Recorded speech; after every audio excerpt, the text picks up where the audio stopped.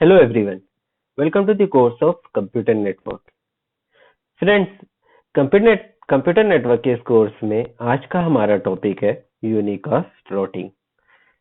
इस वीडियो में हम लोग अंडरस्टैंड करेंगे कि राउटिंग क्या होता है, types of routing and what is unicast routing. हम लोग देखते हैं राउटिंग को अंडरस्टैंड करने के पहले या यूनिकास्ट राउटिंग को अंडरस्टैंड करने के पहले हम लोग सबसे पहले देखेंगे कि राउटिंग क्या होता है। राउटिंग जैसे कि वर्ड बना हुआ है बना है रूट से, मतलब आपका नेटवर्क के अंदर हम लोगों ने जैसे देखा था कि नेटवर्क है, network is a collection of nodes in which multiple devices are connected.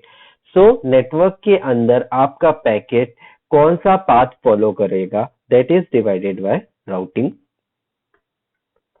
The network layer is responsible for routing the packet from its source to destination. As we know, in the network layer, we are concerned with host-to-host delivery. Host-to-host delivery क्या मतलब हुआ? मेरे system से intended या destination जो system जिससे मैं communicate करना चाहता हूँ उससे मेरा किस तरीके से कनेक्शन होना चाहिए, प्रॉपर होना चाहिए। और ये किस पे होता है? नेटवर्क लेयर पे होता है। और नेटवर्क लेयर का पीडीओ हम लोगों ने क्या बताया है? पैकेट है। तो जो भी प्रोटोकॉल डेटा यूनिट रहेगा वो यहाँ पे पैकेट रहेगा और हम लोग यहाँ पे पैकेट्स की डिलीवरी से रिलेटेड बात करेंगे। ठीक है, ये बात समझ में आई? A physical network is a combination of networks like LAN and WANs.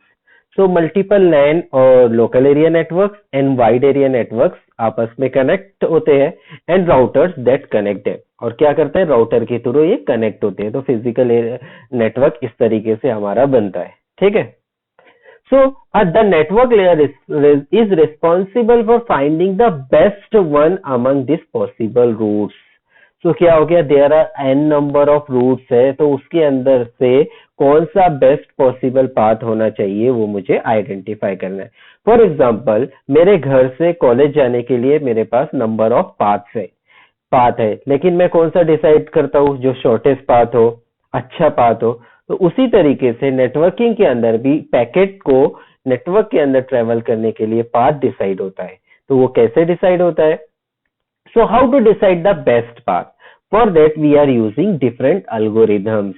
Algorithms like our distance vector routing algorithm हो गया, या आपका link state routing algorithm हो गया, या path vector routing algorithm हो गया, वो हम लोग देखेंगे।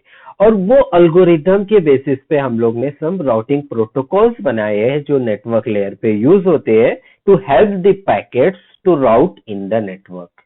ठीक है, so this is the concept of routing. The another concept which we have is forwarding. क्या होगा फ्रेंड्स? कोई भी पैकेट एक डिवाइस से दूसरे डिवाइस पे जाएगा, दूसरे डिवाइस से तीसरे डिवाइस पे जाएगा। तो वो डिवाइस क्या करेगी? जो पैकेट फर्स्ट डिवाइस से आया है उसको लेगी और उसको आगे फॉरवर्ड करेगी। So this process is called as forwarding. So routing is applying strategies and running some routing protocols to create the decision making table for each router. So router के ऊपर कौन सा टेबल, डिसीजन मेकिंग टेबल रहेगा, जिसको हम लोग आगे चल के बताएंगे कि फॉरवर्डिंग टेबल बोलते हैं। तो वो किसके हेल्प से बनता है? राउटिंग की वजह से। लेकिन फॉरवर्डिंग क्या करेगा? Forwarding can be defined as the action applied by each router when a packet arrives at one of its interface. मतलब क्या हो गया फ्रेंड्स कि जैसे कि मेरा ये राउटर है,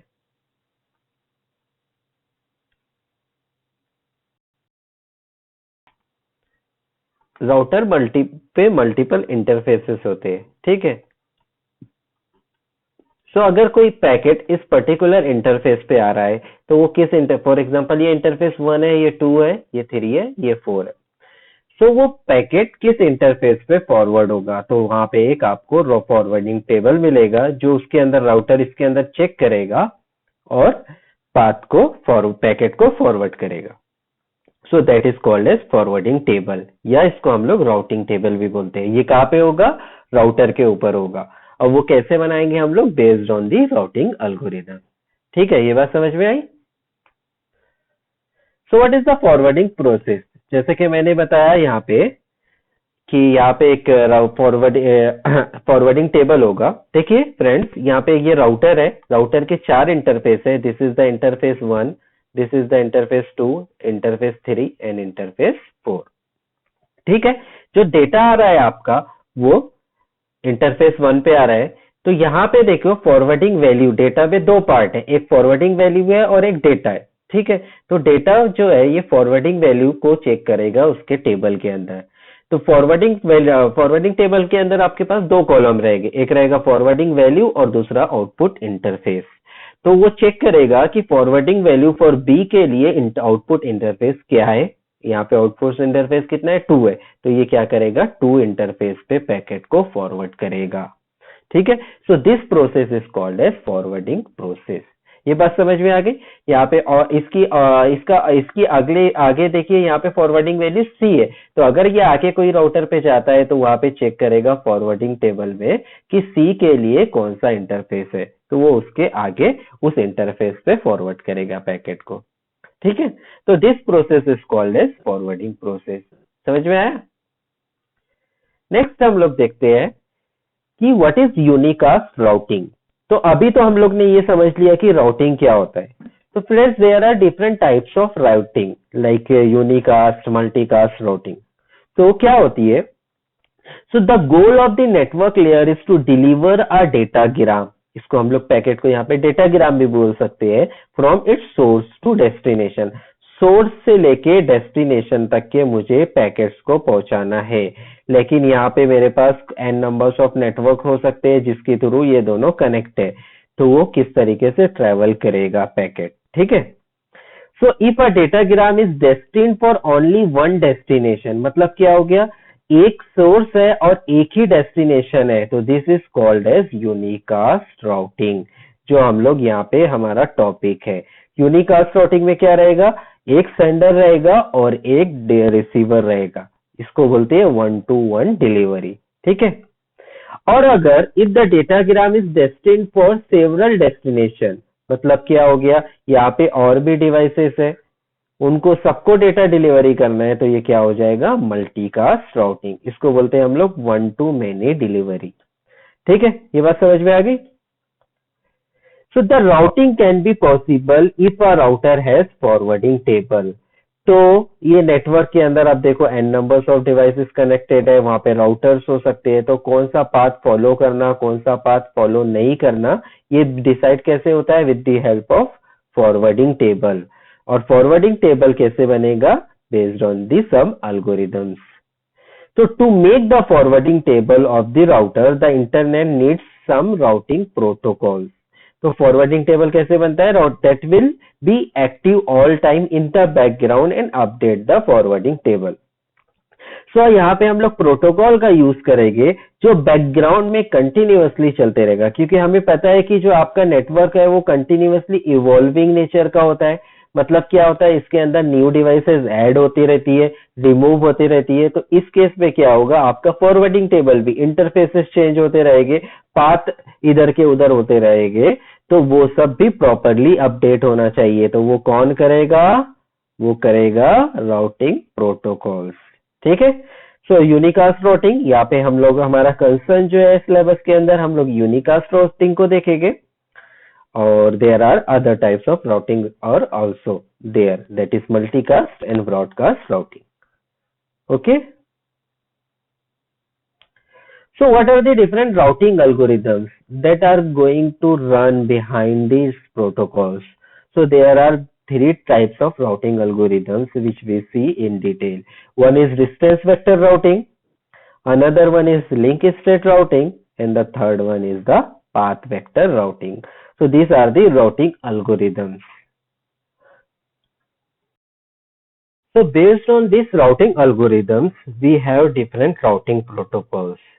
So for the distance vector routing algorithm, which we have the protocol is RIP. इसको बोलते हैं Routing Information Protocol. Based on the link state routing algorithm, we have OSPF protocol, Open Shortest Path First protocol. And based on the path vector routing, we have BGP protocol, Border Gateway Protocols. So these three protocols we have to study. What is RIP protocol, what is OSPF protocol and what is BGP protocol. ठीक है. So हमारे concept को आगे बढ़ाते हैं और इसको understand करने की कोशिश करते हैं. जब भी हम कोई भी एल्गोरिथम लगाएंगे तो यहाँ पे इंटरनेट, जैसे कि इंटरनेट को हम लोग क्या अज्यूम करेंगे, एक ग्राफ की तरह उसको बनाएंगे, जिसकी वजह से क्या होगा, हमें ये एल्गोरिथम्स को अप्लाई करना इजी हो जाता है. तो फॉर एग्जांपल यहाँ पे एक नेटवर्क इंटरनेट दिया हुआ है एग्जांपल में, जहां पे एक मल्टीपल लैन्स जो है वो राउटर से कनेक्टेड है. जैसे कि this is the router, this is the LAN और एज डिवाइसेस वगैरह है. सो ये एक सिंपल सा एक इंटरनेट की एग्जांपल दिया हुआ है. तो we have converted this internet into the graphical format. इसको बोलते हैं वेटेड ग्राफ. ठीक है. वेटेड ग्राफ में क्या रहेगा, जो आपके राउटर से यहाँ पे एज अ नोड रहेंगे और इस तरीके से आपस में कनेक्टेड रहेंगे. और ये इनका कॉस्ट है, ए टू बी रीच करने का कॉस्ट 2, बी से सी 5. तो इसको हम लोग क्या बोलते हैं, weighted graph. When we convert our internet into the graphical representation, so ये हमें इसके ऊपर एल्गोरिथम लगाना इजी होगा. लाइक जैसे कि आपका डिस्टेंस वेक्टर राउटिंग एल्गोरिथम हो गया, या लिंक स्टेट राउटिंग एल्गोरिथम, या path vector routing algorithm. So we can apply this algorithm easily. So we will assume internet as a graph. ठीक है. सो यहाँ पे एक इंपॉर्टेंट कंसेप्ट होता है, हर एक यहाँ पे जो आपका डिस्टेंस वेक्टर राउटिंग एल्गोरिथम है और आपका लिंक स्टेट राउटिंग एल्गोरिथम है, ये लीस्ट कॉस्ट राउटिंग पे फोकस करता है. क्या होता है लीस्ट कॉस्ट राउटिंग? हमने जो इंटरनेट को एज अ वेटेड ग्राफ बताया था, वहां पे क्या होगा, हर एक नोड से हमें अदर नोड तक के रीच करने के लिए लीस्ट पाथ फाइंड आउट करेंगे सबसे पहले. मतलब ए से बाकी सब डिवाइस तक पहुंचने के लिए लीस्ट कॉस्ट पाथ का हम लोग क्या करेंगे, ट्री बनाएंगे. तो ये ए से बी लीस्ट कॉस्ट में, ए से सी, इस तरीके से. तो यहाँ पे आप लोग देख रहे होंगे ये ग्राफ नहीं है, ये किस फॉर्मेट में, ट्री में. इसी तरीके से बी, तो ए क्या हो गया, आपका रूट हो गया या सोर्स हो गया. तो यहां से हम लोग हर एक डिवाइस को रीच कर सकते हैं विद द लीस्ट कॉस्ट. इसी तरीके से बी का डिजाइन किया हम लोगों ने, बी से हर एक नोड पे पहुंच सकते हैं with least cost based on this tree. और सी से डी से इस तरीके से हम लोगों ने क्या किया, लीस्ट कॉस्ट ट्री बना दिया. तो क्या होगा, राउटर्स क्या करते हैं, ये लीस्ट कॉस्ट ट्री बनाते हैं, जिसके बेसिस के ऊपर ये पूरा काम करते हैं. समझ में है? सो what is distance vector routing algorithm? So as we know what is least cost tree या least cost routing, we will see how we are going to implement these concepts in distance vector routing. ठीक है. So the goal of distance vector routing is to find the best route. तो best route मतलब क्या हो गया, multiple nodes है, multiple devices है, तो एक नोड से डेस्टिनेशन तक के पहुंचने के लिए आपके पास कौन सा बेस्ट रूट है. फॉर एग्जांपल मैं यहां से ये पाथ के थ्रू भी जा सकता हूं और ये पाथ के थ्रू भी जा सकता हूं. तो मेरे लिए बेस्ट रूट कौन सा होगा, तो वो आपका लीस्ट कॉस्ट रूट भी हो सकता है, जिसके अंदर आपको सबसे कम कॉस्ट लगे पहुंचने के लिए. सो हमारा डिस्टेंस वेक्टर राउटिंग एल्गोरिथम का गोल क्या है, to find the best route. So the first thing each node creates is its least cost tree. जैसे कि मैंने प्रीवियस डायग्राम में दिखाया, क्या होता है लीस्ट कॉस्ट ट्री, कि हर एक नोड से उसको अगर आप सोर्स कंसीडर करते हो तो वहां से हम डेस्टिनेशन तक के प्रॉपरली पहुंच सके. With rudimentary information it has about its immediate neighbours. तो हर एक राउटर्स आपस में इंफॉर्मेशन शेयर करेंगे और उस इंफॉर्मेशन की बेसिस के ऊपर उन इंटरनेट के अंदर हर एक नोड तक के पहुंचने के लिए क्या बनाएगा, अपना least cost tree. The incomplete trees are exchanged between immediate neighbors to make the trees more and more complete and to represent the whole internet. जैसा कि यहाँ पे बताया हम लोगों ने कि ये इमीडिएट नेबर्स को शेयर करते, इस तरीके से इमीडिएट नेबर्स को शेयर करते करते पूरे इंटरनेट का इंफॉर्मेशन कलेक्ट हो जाता है और उसके बेसिस के ऊपर हम लोग क्या करते हैं, राउटिंग परफॉर्म करते हैं। किसके अंदर, डिस्टेंस वेक्टर राउटिंग में। मैंने बोला फ्रेंड्स कि हम लोग इंटरनेट को ऐसा ग्राफ कंसिडर कर सकते हैं और डिस्टेंस वेक्टर राउटिंग में हम लोग लीस्ट कॉस्ट ट्री के बेसिस के ऊपर हम लोग फाइंड आउट करेंगे distance path from a node to every other node in the network. So for that we are going to use Bellman-Ford algorithm, or we can say that Bellman-Ford equation. This was the equation given to find out the best suitable path from source to a node to every other node. And another concept which we are going to use is distance vector. So we will see it in detail.